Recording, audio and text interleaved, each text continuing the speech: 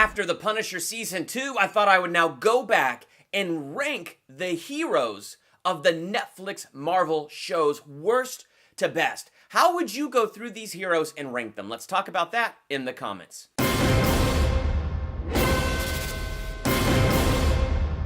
Welcome to Durbania, I'm Durbin, and this is my ranking of the Netflix Marvel heroes worst to best. Super excited to rank these heroes and super excited for, another excuse to talk about superheroes and dive deep into this. You may disagree with my list, and that's okay. That's why we have a comment section and we get to have a conversation about it. How would you rank these heroes worst to best? Let's talk about that in the comments.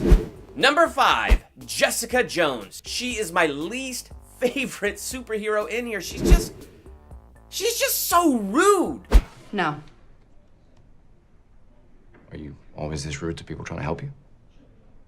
And it's not just that she's rude all the time. She's cold, she's severe. To me, she's just totally inaccessible. And I don't think it's the actress doing a bad job. I think her character's written a certain way, and I think the director's asking her to do it a certain way, and she's probably doing a fantastic job doing it that way. So it's not me talking bad about the actress, it's just the character, the hero. It's not a hero that I find I can relate to when I watch the shows.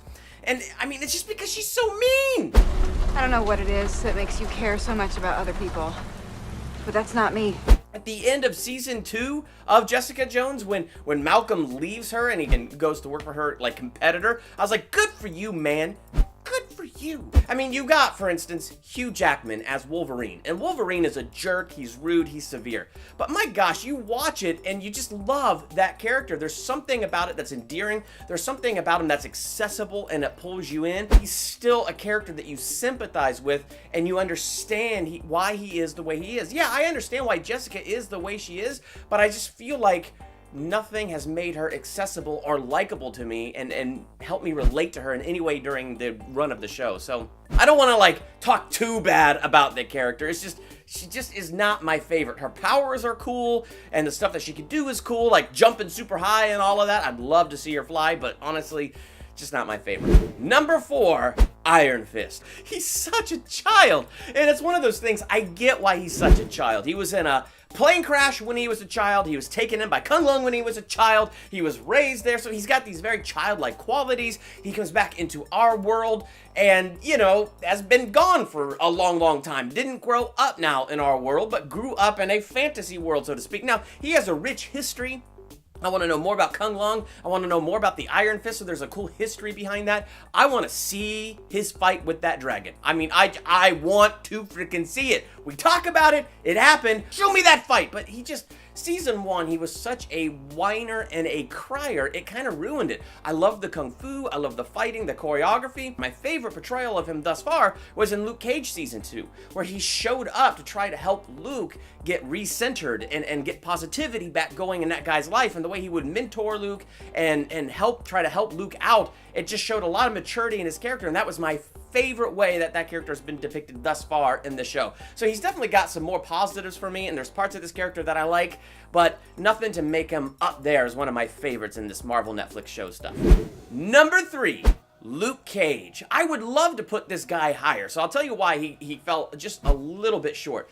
What I like best about Luke Cage is his moral center. He seems to be such a strong moral character. Like, he really wants to be a light to Harley. Overall, he has a very strong desire to talk first and fight second. Like, he's a very positive guy. He wants to be that light, and kind of like his moral center and his attitude is what I respect about that character the most.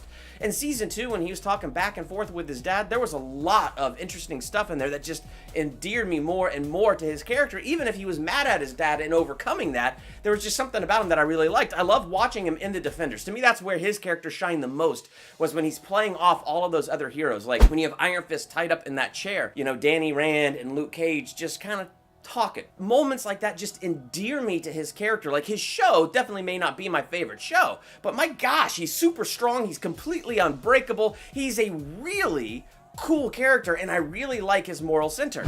You have my word, ma'am. I've got you.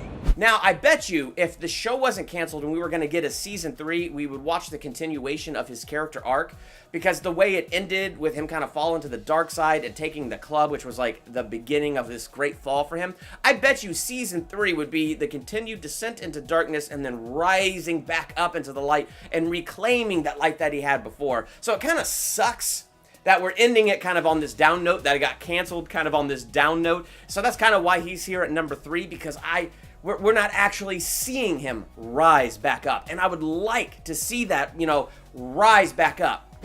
But it's not gonna happen. Number 2, The Punisher. He comes in at number 2 because he's like my guilty pleasure hero. Yeah, I wasn't the biggest fan of season 1, but my gosh, when you take into account the 3 seasons this guy's appeared in, season 2 of Daredevil, season 1 of his own show, and season 2 of his own show, the dude kicks freaking butt. He doesn't take crap. Season 2 had some of the best action sequences the show has had thus far. I mean, and they were brutal. I mean, John Bernthal is fantastic in this role. To me, he is the Punisher. I love how he portrays this character. And he's a jerk, but he's accessible and he's likable. And for instance, in season 2, when he meets Amy, it's a girl that he barely knew, but she was in trouble. So even though he's a jerk and he's very severe, he rushed in to rescue her. And even though she was ungrateful that he saved her life and wouldn't tell him anything, he still put himself on the line to protect her. So you see like his code and I don't know. He's a very interesting character, Frank Castle. And I've liked overall seeing him on these Netflix shows, but the 2 best were Daredevil season 2 and season 2 of his own show. But the best I've ever seen this character was seeing him in Daredevil season 2. You hit them and they get back up. I hit them and they stay down. Why are you doing this? Because I think you're a half measure. And that was because I loved the contrast between Daredevil, who would not kill, who was a vigilante, so would cross those lines to be a vigilante, but would never cross that line to kill because he didn't want to be like the people he was taking out. And Frank Castle saying, well, my gosh, then you haven't solved the problem. And the competing ideologies and the way they did that, and so you got the awesome violence of the Punisher, you have the morality of Daredevil, and it was so interesting to have that combined together. And so, I don't know, Daredevil is a fascinating character. Yeah. Punisher is a very fascinating character, and in some ways, because he's so brutal, it just takes out everybody. It's kind of a guilty pleasure character, so that's why he falls in at my number 2. But number 1 for me is Matt Murdock, Daredevil. He's freaking Marvel's Batman right now. That's what he is. I mean, he dresses up, goes out in the night, has a secret identity. Yeah, he's not rich, but my gosh, the dude is amazing. The dude can fight. And I love watching that guy fight. What's amazing to me, beyond the powers where his senses are going crazy, it's the fact that he's completely mortal. But he can take a hit. So every time they do these hallway fights, you're seeing him get hit. You're seeing him get tired. You're seeing him rest and try to catch his breath in between the next bunch of fist throwing that's going to take place. So you see that completely human side of him. He's completely breakable. He is as strong as the average dude who's worked out really good and is in really good shape. His only powers are his extreme senses and the way he can sense everything around him. Beyond that, it's his wits and his ability to fight. And oh my gosh, and Charlie Cox brought this character back for me. I was never that much of a Daredevil fan, and the Ben Affleck movie did not help me in any way, shape, or form. And then Charlie Cox comes around, Netflix comes around, and they present this version of the Daredevil, and it won me over after the first flippin' episode, and I've been hooked on it ever since. So Daredevil to me is that Batman, because he won't kill, and I like that. I like that line with my heroes. I will not cross that line because I will not be anywhere near the same as these bad guys. Okay, they're vigilantes and they're working outside the law, so in some ways they're the same. But you know what I'm saying? His goal is not to go out there and kill the bad guy. His goal is to bring justice and bring the bad guy to the law when they're totally outside the law and the law can't do anything about it. So I just thought, I mean, things like that I love about those characters, and it's why I say he's the Batman of that Marvel Netflix universe. So love that character, and he's my favorite of the Marvel Netflix shows. How would you rank the Marvel Netflix heroes worst to best. Let's talk about this in the comments, and while you're there, hit the subscribe button to become a Durbanian, hit the bell by the subscribe button so you're notified for my next ranking video, movie review, theological analysis, or anything else. Trailer reactions, I do those too. So anything else I do here, hit that button so you are notified as soon as that happens. I'm Durbin, thanks for checking out Durbania.